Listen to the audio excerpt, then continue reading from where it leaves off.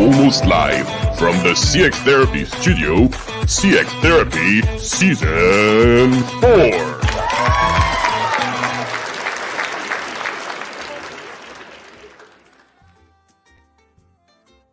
Good morning, Max. Good morning, everyone. How are you doing today? I'm good. How are you, Julien? How is Paris? How's life? What's new? What's on your mind? Well, I'm doing great right now.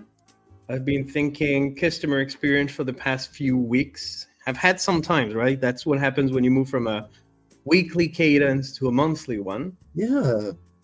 And I thought about a theme, something we have not really talked about much over the past 3 seasons. And it's, about not just about the product, but about the service that comes with the products in terms of warranty, in terms of repairing, in terms of support, this kind of stuff. We barely scratched that topic, I believe. Would you agree with that? Yeah. I think the most relevant was my dryer. That was very post warranty. That was banging stuff on the ground to get it to work. So yeah, all right, I'm up. That sounds good. All right, so just in order to set the scene here, what about I show you a little bit of the findings I've got while I was looking through that topic. Ready for that? I'm ready. First one, 54% of consumers globally, and I say globally because I'm going to have some French stats after that, would prefer to repair a broken piece of tech rather than replace it. And 19% would actually prefer the opposite, which gives you the gap of those people who don't care. Does it make a difference? Right. But 54%, throw it in the trash, get a new one.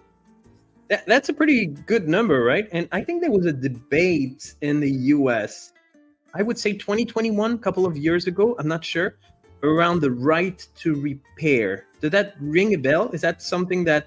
Yeah, I remember, a whole lot of planned obsolescence, and particularly around appliances where, like, there's a panel and the panel goes bad and your really only option is to get a whole new whatever, which is just ridiculous.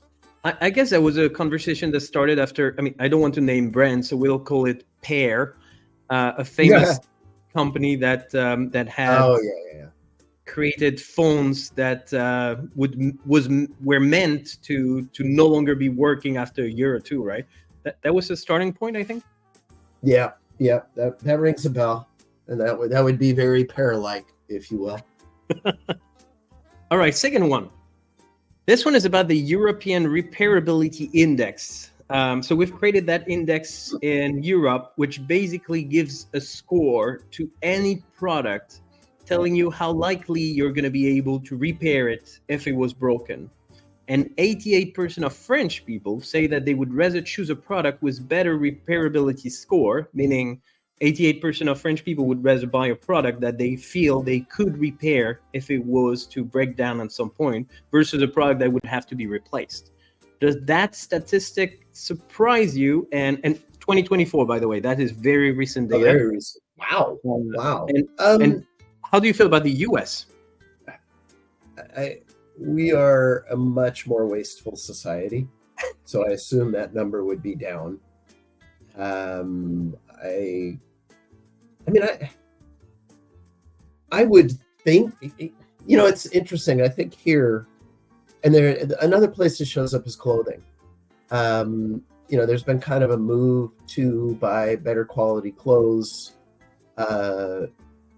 People tend to buy, there was a phase where people were buying really cheap clothes and they looked really good, but they'd wear out in a couple of months and then they'd have to go buy more. And there was just this agreement that was wasteful and that paying more up front and getting a better quality is a better way to go. But I think there's kind of a mindset in the US of, this is cheaper. Cheaper's better. I'm just going to get that. I kind of regardless of quality. I'm not sure that's a US thing. Quite frankly, 88% sounds high to me. If you ask people whether they would choose a product that's easier to repair, I think they're all going to say yes. Does it mean they will actually do it? Right. I think that's where you see the gap, because when you see if if that question was how much more would you pay for something that was easy to repair, I think you'd get a very different set of answers.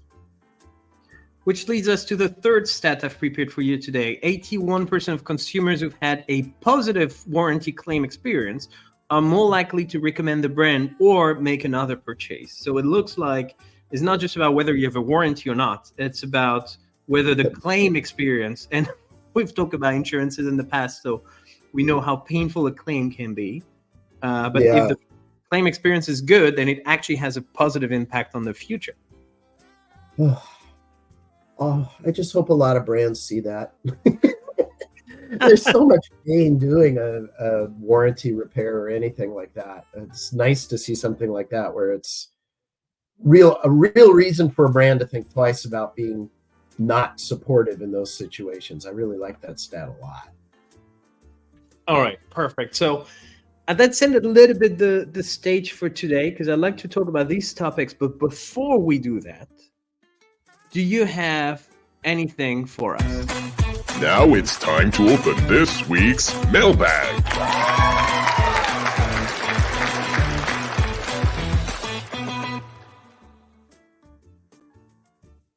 I've got the mailbag.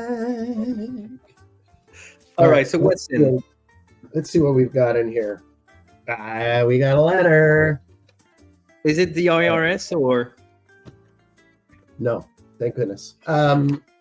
It's an anonymous letter picking up on last week with Paulo when we were talking about digital experiences and the like.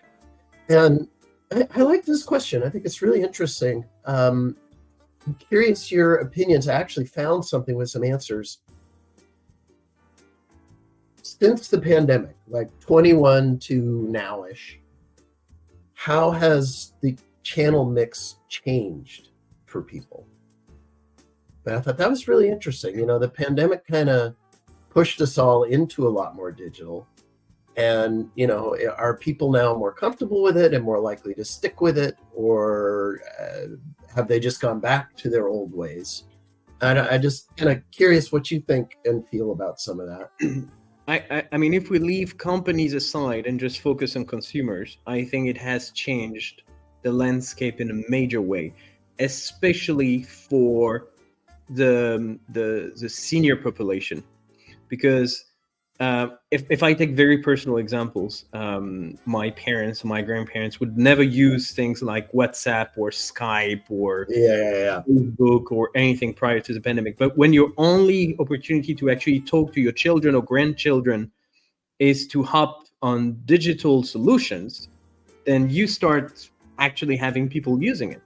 And I think once you get in, I mean, there is always a fear of getting in, right? Digital channels can be scary for people who are not used to it. But once you're in, you've experienced it and you see the convenience, it's really hard to come back from it. So to me, that just has set a new way of consuming communication in the case. And I don't think we're ever going to go back. We could try something new, but we're just not going to go back, pandemic or not. Yeah. Well, let's see. I've got some data. Let's see what the data says, shall we? Please. Yeah. So it's interesting. The 60 and over. I'm going to jump to that since you brought up older people. Historically, or 21. Historically being 2021. In person, face to face, they wanted that 54% of the time. Now that's down to 46. While, let's see, let me get something digital here. So this is really interesting. I'm going to go through, you talked a little bit about things shifting. So social usage. First I'm going to do under 25 years old, social usage dropped from 36% to 25%. This is for popular channel. So that actually dropped. Sorry, in a personal environment or to engage with a brand? Because this is to engage with the brand. I'm sorry, to engage with the brand. So from 36 to 25%, 25 to 39, it went down from 18 to 11. Now self-service went up. Self-service went up a ton. Under 25, from 16 to 37%, and 25 to 39 from 25% to 31%. So people are staying digital. They're more interested in self-service, but things like web chat and mobile app are kind of getting more preference over the social channels. But that's actually aligned with what you see with social channels. I mean, social channels are going down. Facebook is not really growing like it used to. Right. TikTok is growing, but how many companies have embraced TikTok as a customer service? That's a little bit of a weird place. To stake your presence, right? Exactly. So it does make sense that you see social going down when there is less and less traditional social channels. There are more and more new ones, but they have not been adopted by companies yet. While private one-to-one conversation over messaging is just so convenient, and then there is self-service. Why would I just tell my entire life on Facebook or Twitter or X, as we need to call it now, when I can actually have a one-to-one conversation with faster responses, more accurate, more personal? I think it's a natural shift. It's a very lot, and you got to feel for Meta, who also owns WhatsApp. So what the heck? They're just moving traffic from one place to another. Exactly. Look, now with that, I don't know how you feel, but I think we have a guest that has been waiting for a while.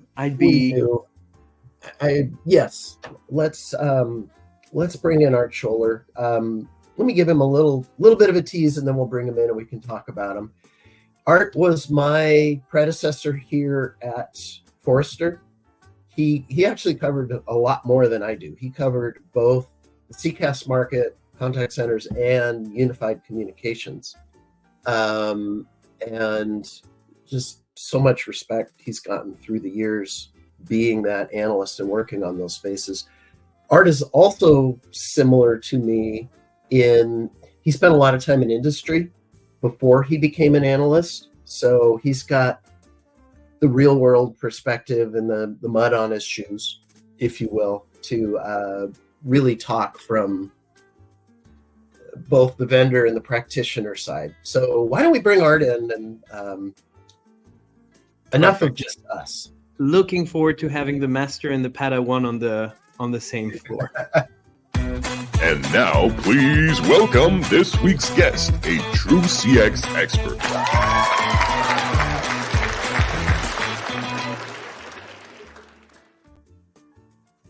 Welcome. A true CX expert, Art. How are you? I'm doing well. Hey, Julien. Hey, Max. It's great to see you guys. And I just love the fact that you've invited me on today for CX therapy. I'm looking forward to this session.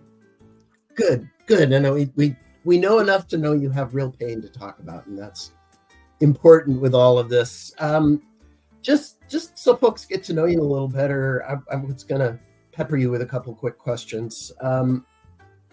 You're like me in that you didn't start your career as an analyst. How did working out in the real world impact, when you did become an analyst, impact your perspective there and how you treated the job? Just before you answer, I must say that Max has been quoting you on the last 2 episodes, so your answer is absolutely crucial. Well, no, that's the next question. That's another question coming yet, actually. But yes. You know, it's real interesting to look back, and, you know, it's over 40 years of experience, but I've held so many different roles. And, you know, did I plan it? No. You know, sometimes things were chosen for me, but sales rep, sales engineer, product manager, director of product marketing, VP of marketing, analyst, companies like AT&T, Avaya, Microsoft, and yes, a couple of competitors to Forrester. And, you know, I hopped back and forth a number of times. I did sort of the, you know, industry and then analyst and then industry and then analyst and then industry and then analyst. So I had sort of over time the flipping back and forth and looking at this whole space from those couple of different perspectives. And certainly even in my analyst work and my industry work, I had some wonderful, wonderful interactions, real hands-on consulting stuff. What do you want in a call center system? Okay, I'll talk to customers about it. And then as an analyst, well, what technology are you going to choose? What do you really look at from the plan, build, and run perspective? And some of these, I remember one was a full day event when one major auto insurance company here in the US was going to do a significant technology deployment. And they had 40 people in a room to kick off the whole project. And they wanted me there to speak, but also observe their process of planning for all of this. So it's been a wonderfully rich experience. And, Max, people ask me, well, how do you like retirement? And, do you miss it? I have a very quick catchphrase. I miss the work. I miss all of you guys. Doing today is going to turn on some brain neurons that have been a bit idle. But I don't miss the workload. So, the idea it's really 7:15 this morning as I padded into my office, I had a very similar thought about the workload. Yep. So, Art, I'm going to ask the question that you inspired that I think I will probably ask every guest we ever had. And the minute I start this, you're going to know a question. There's no 8-year-old that says, "Ooh, I want to work in the I want to work in the contact center industry." They're wearing fire truck hats or fireman hats or whatever. So how did you get here? Oh man, this is really an interesting time. So if you remember the breakup of the Bell system, we're reaching into ancient history. AT&T, and ultimately I always worked, the 14 years I worked for AT&T was always in the part that became Avaya. All right. Mm-hmm. And I joined as a sales engineer and then spent a couple of years as a sales rep. And then there was an opportunity to go to headquarters, into product management. And, it just so happened that a product management job that was available was in this very small team of only 3 people. And it was this little bitty business inside of AT&T. It was the call center team. Oh, wow. And so since I was a computer guy who had also learned about communications, they had me pick up what I think even still to this day is dearly loved by Avaya customers, the reporting package called CMS. So, I was the CMS Release 2 and Release 3 product manager. I think it's way north in double digits now, but it was just this sounded interesting at the time for a computer guy to pick up product managing a software product that so happens to be a key element in the customer service business. I learned about things like wait time, and occupancy. And just over time, these knowledge factories that we call centers that are just operating and humming along, most of them humming along, that provide customer service. And is it 16, 15, whatever the million number of agents? It's a wonderful entry-level job. And as your statistics show, I think the 54% was the in-person. But, every time I've turned around, we've had some automation technology, be it IVR or websites, and now we've got AI, is going to kill call centers or contact centers. And it's like, they're still out there. Yeah, they are. It's going to be interesting. I do think, personally, the number of agents is going to start moving downward, but it's just going to move down. It's not, there are stuff that you always will need a human for. Oh, absolutely. If there's anything over the last 6 months, on occasion I get invited to be a 1-hour specialist to talk to somebody. there's those firms out there that, grab an expert from somewhere because someone wants to talk to an expert, but they don't want to pay for a full Forrester license. And they get me on for an hour and they pay me for the hour. But the question over the last 6 months and largely the investment community has been, what is going to be the impact of AI on the CCaaS industry? Because the whole idea of seats equals subscriptions equals revenue. Oh my goodness. So yeah, there's some interesting. I'm seeing the BPOs. Boy, we just got into a 6-hour discussion here. I'm going to make one quick statement, and I want to get to your story. Yep. I'm seeing the BPOs now more and more start looking like software companies because they need an additional revenue stream.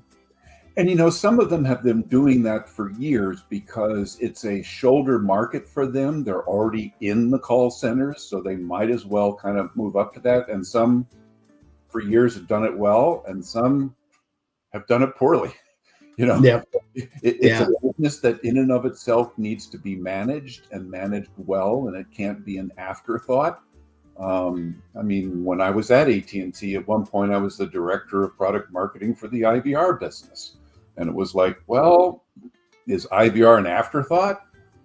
Well, we had enough scale at Avaya to do it as a business and put specialists in place. And, sometimes we would chase the development dollars, and sometimes we'd say to the developer community, oh, no, we're not going to compete with you. We'll leave that business on the table for you as long as you do it on our platform. So, yeah, I could bore you to tears about some interesting tales in that case. But right now, stuff bubbles up and comes to me is, what is AI going to do, and what's the impact on CCaaS and seats?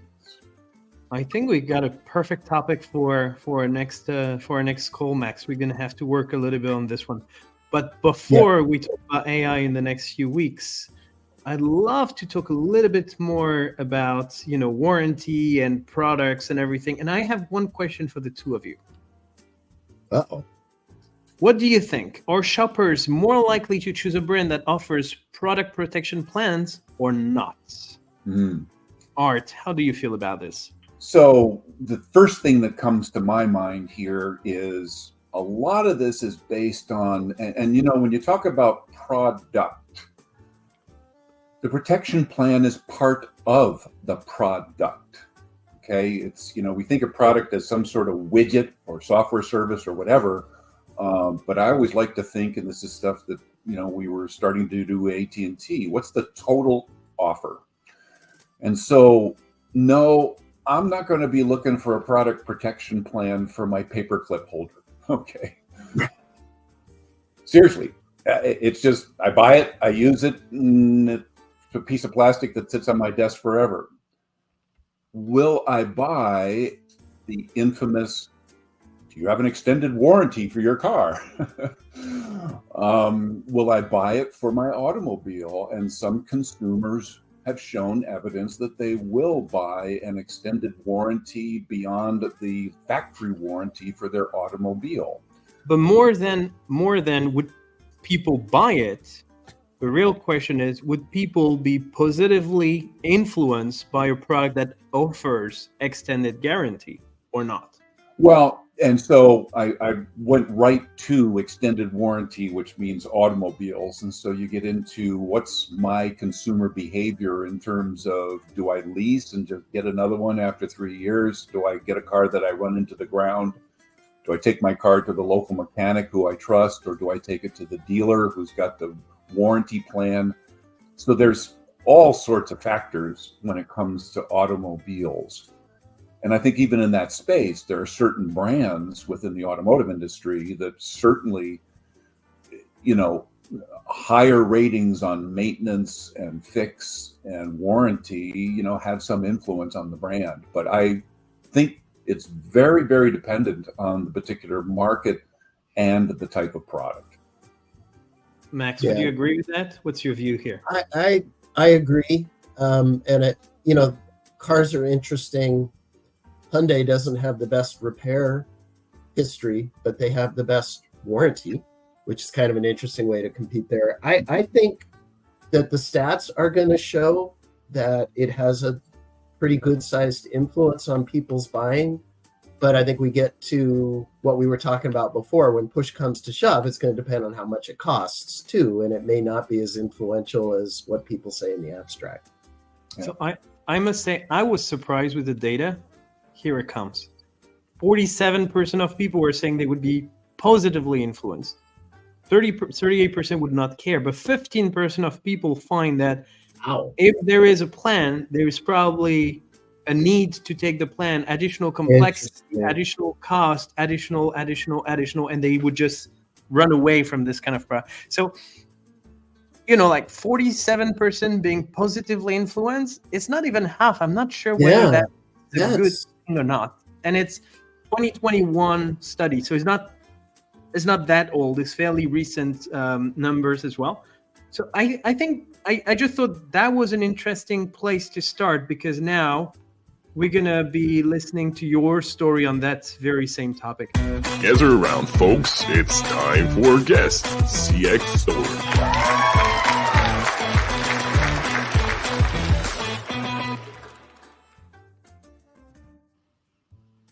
All right. Welcome back. So what do you have for us? So, Julien, those were great statistics for me to kick off my story. So when you guys invited me, I was in the midst of a customer experience, and one that, certainly there's a brand element as well. I live in the northeastern portion of the United States, just outside of New York City, and it is winter. Yep, even though it's about 11 o'clock here, it is 35 degrees Fahrenheit outside. So being warm in your house is not overrated. Fair. And when it comes to brands, this specific scenario has to deal with my furnace and the company that maintains it. So first of all, to start this off, there is a very weird set of neurons between these two ears in Art's head. This is a real-time home monitoring system that mostly through audio feeds is always checking how everything is running. I'll give you an example. Our refrigerator has an automatic ice machine. And so once in a while, there's the sound of the water filling the ice tray. And then there's the sound of the ice tray emptying the ice into the bin. Well, about 3-4 months ago, it was running a little more frequently than normal. Well, where's that system that records the frequency of the ice machine making ice and is monitoring it? It's here. So, Art, you have a different brain than mine. I would never notice that. My fridge does not even make ice. So, all right. So again, to tie off this example, is that our utility room is downstairs from the kitchen, and there was a leak. And I knew right away. I said, "Oh no. There's something," because the refrigerator is right upstairs, and I pulled the refrigerator out from the wall, and lo and behold, there was a leak. So again, this brain is monitoring the frequency of noises happening around the house from various appliances. Well, let's get to the heat issue. So right around the time you guys invited me, I know that there is a fan that provides outside air to our gas furnace. So that's okay. I know when that fan goes on, I know that means the furnace is firing up. That means the thermostats have said we need heat in the house. The fan was running and not stopping, and the house was cold. What's going on? Going downstairs. And lo and behold, the fan is running, but the furnace is not firing. Ooh. Well, what could cause this? So I don't know if you guys remember the TV series a number of years ago called the IT Guys, or the IT Crowd. I'm sorry. Roy and Moss were down in the basement of the building, and they were the help desk. And what was the first thing? What was their first answer anytime anyone called in? Did you plug it in? Turn it on, turn it off, turn it on. Okay. Yeah. Reboot. So there is a master switch to the whole heating system for the house. So I click, and guess what? The furnace fired.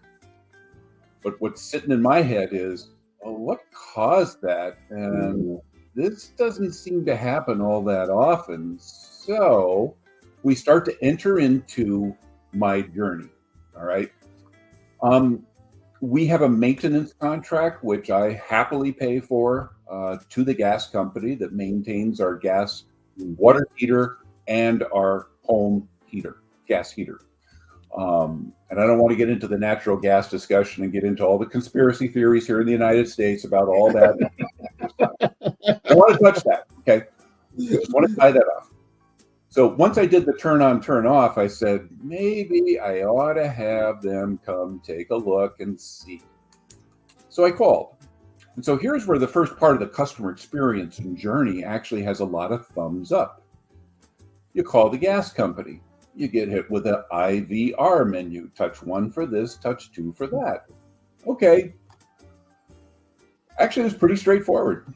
And my wait time and the navigation of the menus and my ability to access a live agent for a service call. Of course, at the top of the menu, since it's the gas company, if you've got a gas leak, hit this number and we get into, immediate response emergency service. But this was just a regular maintenance call. The agent didn't need my 16-digit customer number, or neither did the IVR prompt me for that 16-digit customer, and it is 16 digits, customer number. No, it's just what's your name, what's your address. And so from a customer identification perspective and a courtesy and empathy perspective of the agent on the other end of the line, thumbs up, okay? And also, hey, we have to dispatch a technician. Great. Now, this is the classic, what time window will they get here? Being retired. We kind of groan on that. I have to give them credit that, when you got techs in the field and one job takes 2 hours instead of 15 minutes and another job takes 15 minutes instead of 2 hours, it's pretty hard to do that.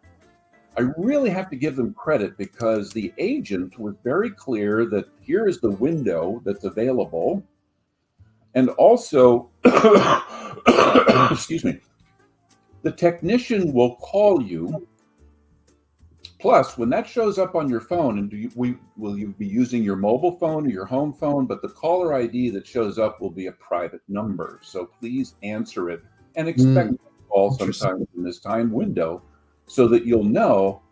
And every time, so I had 3 trips. That's where the rest of the story lies. They would be calling when they were going to be arriving within 15 minutes.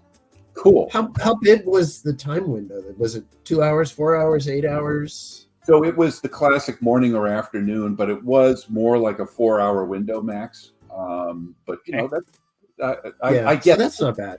Yeah. So I'm not going to do a thumbs down. I'm going to say I get that. All right. And yes, the technician did call, and the technician came in. So another thing in terms of the professionalism of the technicians over all 3 calls, thumbs up. So first call, technician comes in. How does this happen? Classic case, when you take your car to the mechanic and the car's making this noise, but when you'll go there, it never makes the noise. Right. I don't have any problem. What are you doing? Yeah. So on the first visit, the technician comes, the technician looks, the technician takes some things apart, looks around, and says, I can't recreate the problem. And, it sounds like it's an intermittent thing. So, things look okay. If it happens again, give us a call. So we've got an intermittent problem here. So, second time it happens, should I not do the power off, power on so that it stays that way for the technician to come? Well, I toyed with that and I said, no, I can't, because the system runs. It's cool. If it's 35. Well, the system also circulates cold water, which keeps the pipes from freezing. Okay. But, the circulators just sit there run and circulate cold water. And if I do that, for 24 or 48 hours, no, I don't think that's a good idea. So the second tech who came, and here's where there's a ding, no case history. Oh. We're starting all over again, which, okay, right, fine. Oh. And again, the professionalism of the technicians were great. And he said, so what's going on? And I described to him the situation. So he took more time. In fact, he threw out a lifeline and was calling to get some additional support and was on the phone and, diagnosing and troubleshooting and pulled together the control unit. And ultimately, and he said, called me down. He said, there's kind of a loose connection with this connector right here. And, when he wiggled it, the problem would happen. But it wasn't a lot of wiggle. And he said, and he tried to, do something to the connector to make it less, prone to this problem. So I said, I think this might do it, but yeah. Okay. All right. Well, it happened again, and we were away. So the threat of freezing pipes and all those sorts of things, oh my God. Oh, no. Fortunately, we have a cat that we left at home, and our cat sitter would come in every day, and she texted me and said, Art, the house is cold. So, For a second, I thought you were going to say the cat reset the... Exactly. I was very intrigued for a second. How trained is your cat to send a text? Okay, cat sitter makes more sense. Yeah, well, Gandalf is an 18-pound Maine Coon cat, so he would certainly have the strength and the ability, and he does get into trouble, but I think that's beyond his scope. So, we didn't invoke Gandalf here, but Abby, I had to walk Abby through the turn it off and turn it on, which did work again. So here we get to the third call. Again, the call to the gas company, great call handling. Scheduling was great. The technician who shows up is his professionalism, but again, no case history. Now, I walked him through what the other technician had pointed out to me, and I specifically knew what connector was sort of identified as the root cause. And he said, oh, well, that's a known problem. Oof. Your brand name of your furnace, this is a great furnace. And from the gas company, we maintain lots of different furnaces, but these are really, really good. But this is a known problem.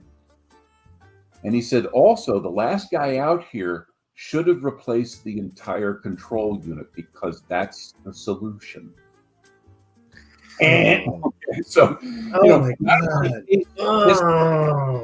only case history, but also because this control unit has a lot of stuff inside it. I said, what do? Do you guys send it back to the manufacturer so they can fix it and recycle it? He said, no. I know there's a lot of tech and a lot of, different things in here, but when we replace them, we just throw them out. I was like, oh dear, this is not a very sustainable thing, because it's a box about, this big, and it's inside the furnace, and, it's got a lot of tech inside of it, and switches and controls and relays.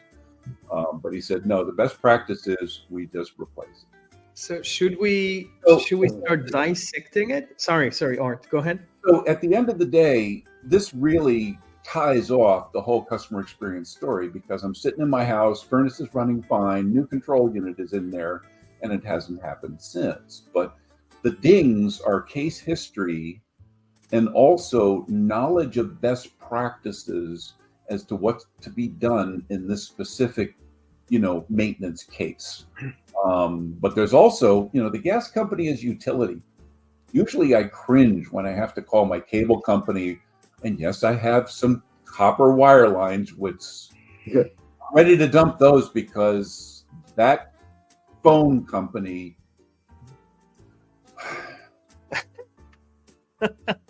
They switch me from one pair to another about once every 6 months because I get really bad hum and static on the line, and they're not going to put in new copper. They just keep swapping me from one sort of bad pair to another.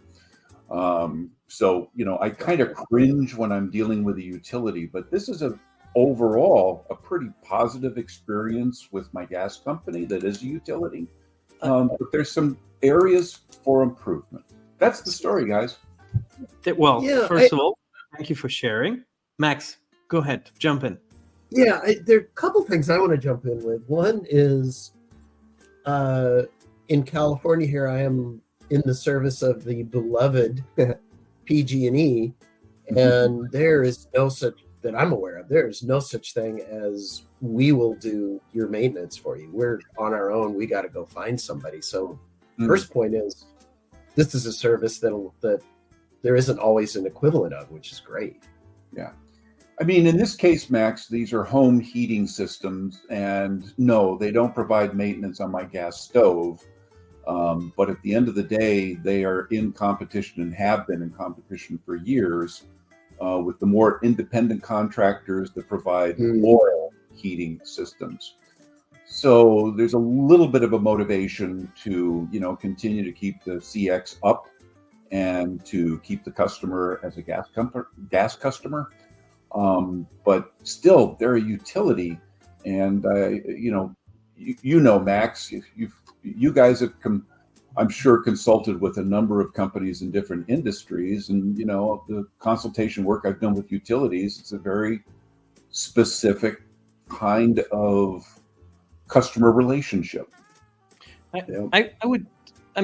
You mentioned two things. You've mentioned the fact that there was no recording. I think we should dig into this. You mentioned the fact that there was no knowledge of known issue for two of the technicians that came. There is another thing you did not mention that I'd like to dig into before we cover the other two. And it is the third technician actually openly saying that the previous two have made a mistake. And from a customer experience / communication perspective, even though he's probably right, considering that he fixed the problem and he told you what should be done, I would say that's a mistake as well, because there's probably a better way to communicate to the customers and think, my colleagues are idiots. I probably didn't use that. Ultimately, that's what came through. My colleagues are idiots. They don't know what they are doing. I'm going to do much better. They represent the same brand, so I would say there is also something to fix from a communication perspective, training, maybe culture within the brand. It's a very, very good point. And did the third technician really throw his peer under the bus?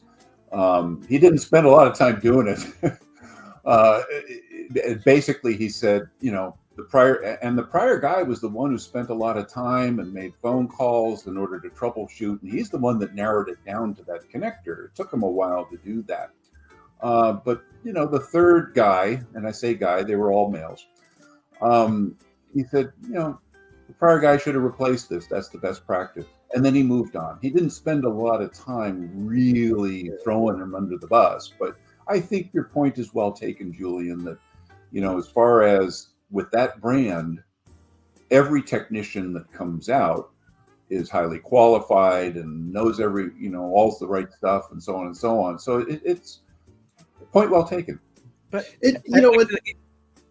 sorry, go ahead, Max.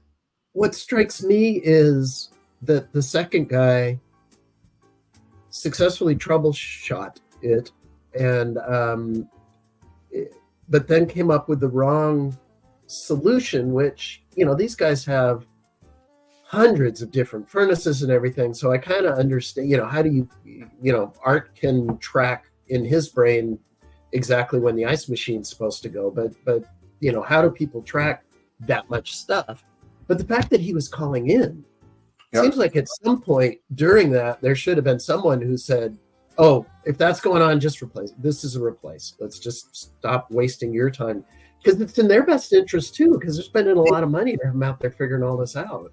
So we have in essence, knowledge management question here. Yes. That would be a repository of best practices that all those hundreds of different types of furnaces and the types of issues that crop up with them, and not to have the infinite database, but to have the database that has the top runners. Because this really, the third technician made it sound that this is he used the word, this is a common problem. And the fix is to replace the entire control unit. So, if you had a case management that was tied to a knowledge management system that, would have sort of the top runners and the top pieces of advice on all of this, and how much of that knowledge management is in the brains of the technicians? Obviously, technician number 3, it was up there. Yeah. And I would add 3 things on that. First, back to the lack of record. If everything had been recorded, the technician before coming to your home may have been able to check on what has happened over the past few months, get the full story, and maybe check also most common problems before even getting to your place, which would have saved everyone time and effort. So that's number one. The record is great for the company because also they can have a sense of how much money they're actually spending on helping people. It gives better control, but it has multiple good effects. So they should have started with this. Second thing, if you are tired of having only male technicians, you should give a call to Mac's wife because she fixes everything around the house. Yeah, So sure. And the third thing is what the angle you're taking here is actually great because you were, just before you jumped into the story, you were talking about AI in the contact center and is it going to replace people? But there are tons of use for AI, and this is a perfect one.